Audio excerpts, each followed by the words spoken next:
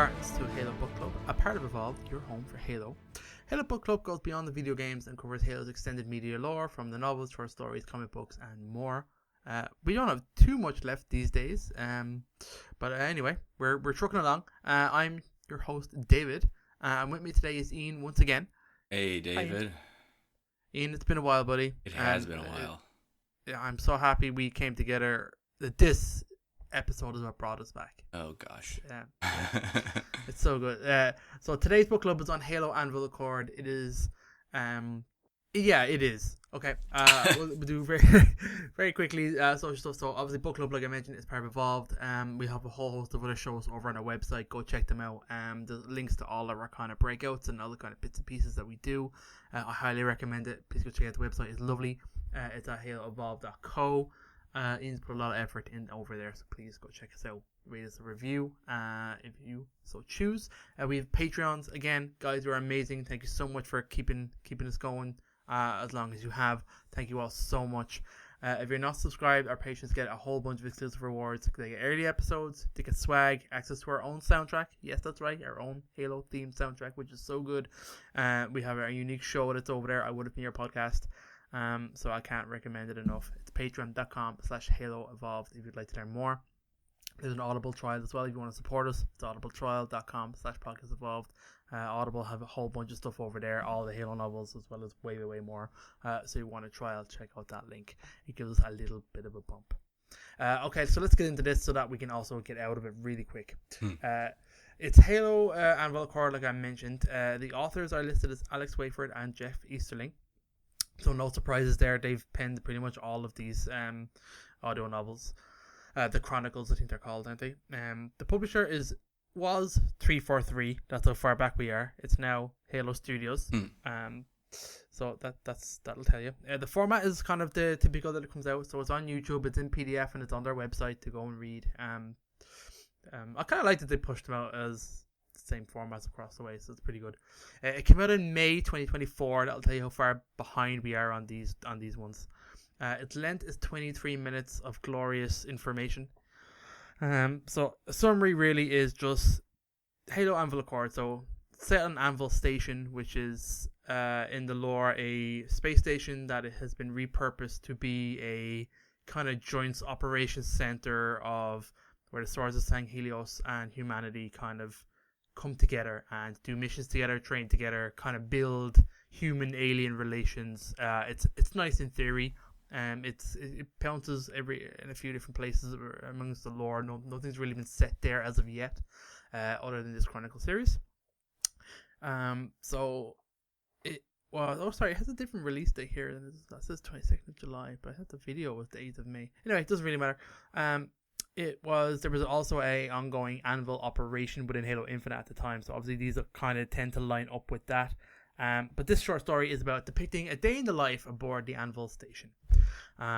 It's set around March 3rd, but it kind of bounces around the timeline a little bit. So again, like I said, this takes place around the 7th anniversary of the end of the war. So kind of talking about different characters' perspectives on that. So again, like I said, it's based in Anvil Station.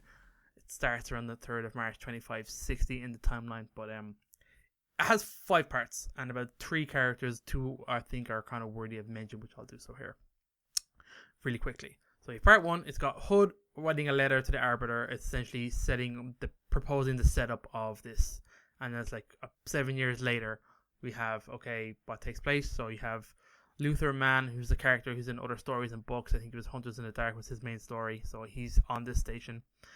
You have T. Vorn, which is a character Vorn, which is an elite. They're interesting only from the perspective of this links in the Broken Circle storyline of these Covenant subsection that existed on this Shield world that were totally cut off from the rest of the war.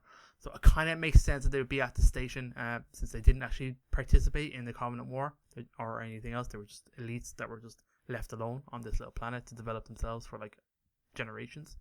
So they've kind of been reintroduced essentially. So we have a character from that subfaction. They talk, they do a bit of chit chat. It's kind of much for muchness here. It's kind of like, oh, you're bad, oh, we're good, or we don't really care. Okay, great.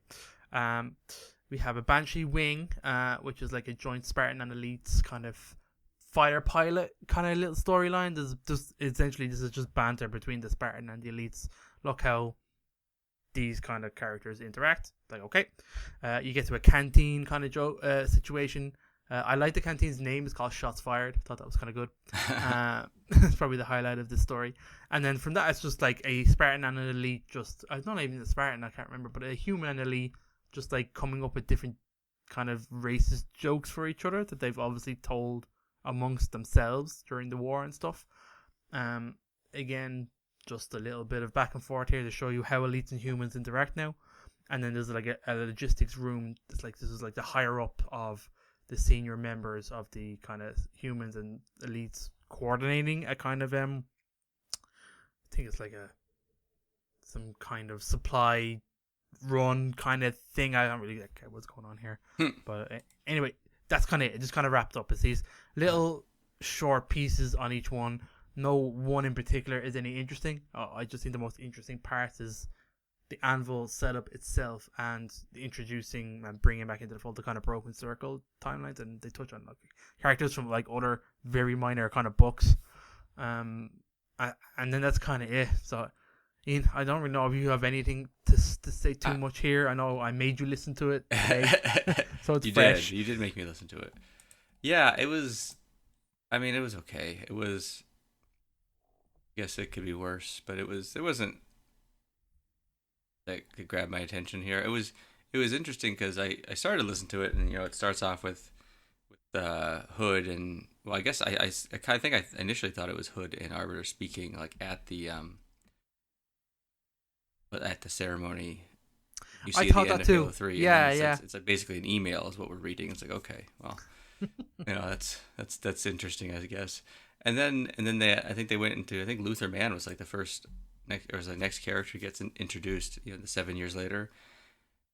And then I kind of thought, like, okay, well, sounds like we're going to be doing the same kind of thing. We're kind of tying different pieces together. But I don't think I was taking a look, I don't think a single other character after that I could find was a recurring character. Like, I'm bad with the Sang Healy names, so...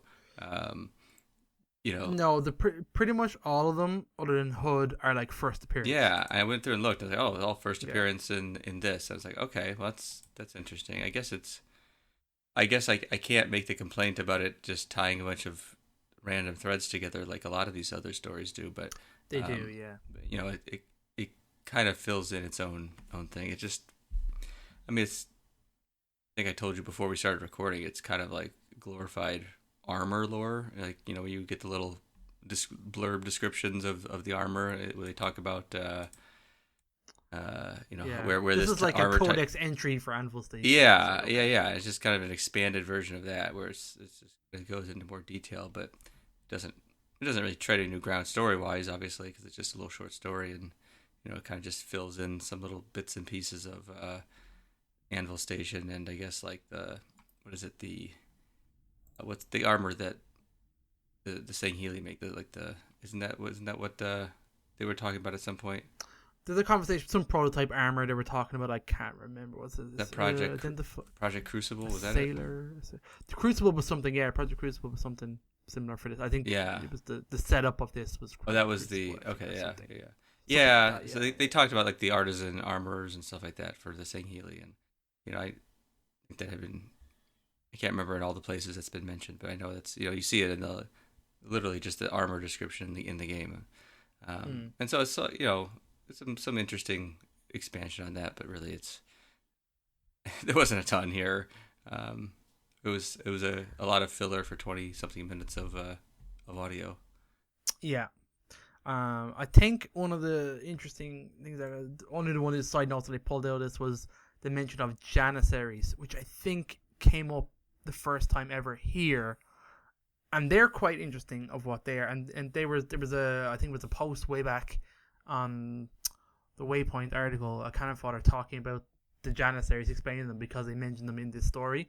So Janissaries are like the Venetians, so like they're like a mercenary super soldier, like a total rebel faction. It was first used by only to refer to illicit super soldier programs organized by the insurrection affiliated power brokers, but has since been extended to a variety of human augmentation programs by criminal, corporate, and colonial groups.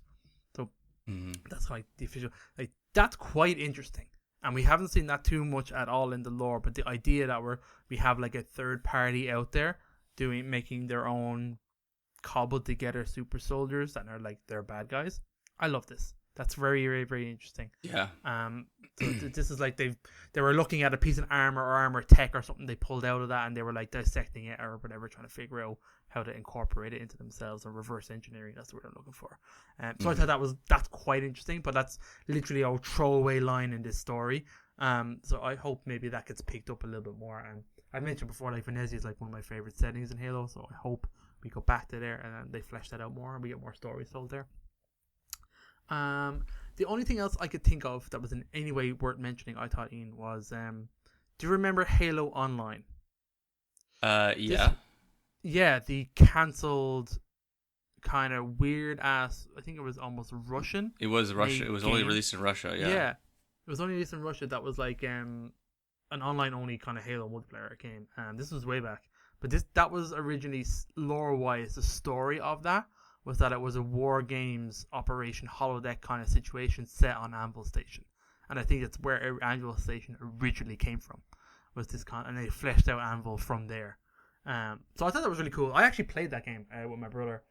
Oh, really? When it was kind of leaked / put out there because, Russia.